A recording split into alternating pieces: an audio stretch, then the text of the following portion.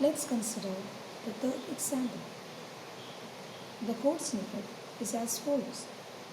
So here, the number of times the statement is executed is n plus 1 times. Now, the inner loop will get executed n into n plus 1 times, and the statement of this inner loop will get executed n into n times, that is n square. In effect, t of n is equal to 2n square plus 2n plus 1. So as we are more interested in knowing the bounding value, we can write t of n is big O of n square. Now coming to the next example, here we can see that it's again a nested for loop. So as usual, we start by writing the number of times the outer loop is being executed, which is n plus 1. Here there is a small twist you can see. Here the inner loop is the count, the number of times the inner loop will get executed. It is determined by the value of I.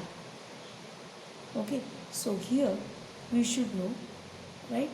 So to compute the number of times the inner statement within this inner loop get executed, we will have to closely examine the values of I and j during the time of execution. So let us examine in detail. So here it is as follows: I, j and the number of times the statement will get executed.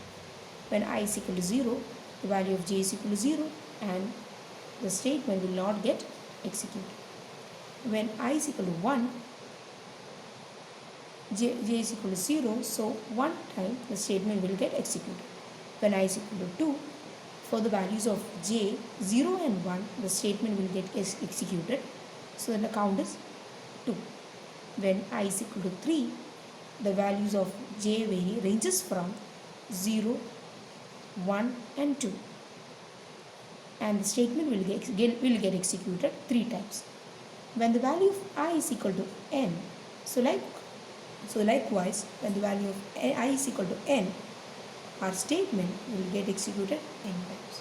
So to calculate the number of times a statement is executed, we'll sum up all these values. All these values are added up, which is equal to n times n plus 1 by 2.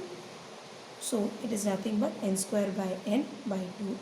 Here, in short, we can write t of n is equal to order of n square. Now going to the next example.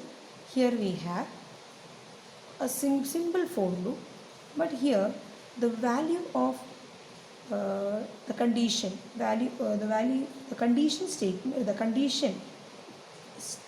of the statement condition is determined by the value of p.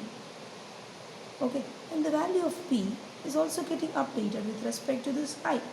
So let us examine them closely.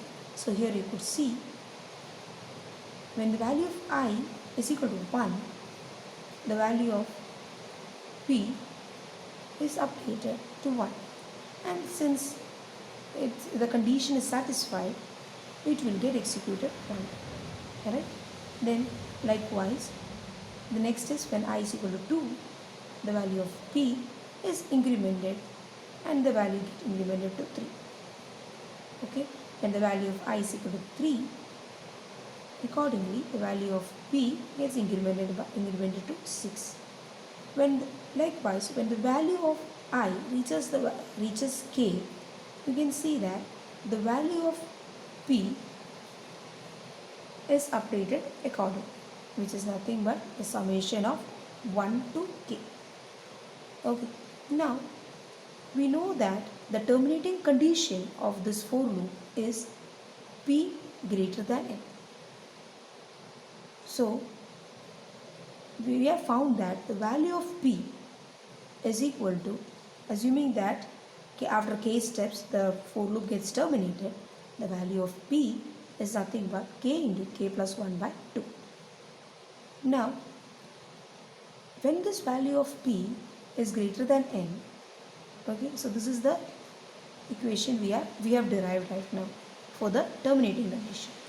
That means k square is greater than n, we can write k is equal to k is greater than root n. Now we can say that this statement, inner loop statement, from this we can conclude that the inner loop statement will get executed root n times. That is, t of n is equal to order of root n. It is no more n or n square. It is right now, it is order of root n.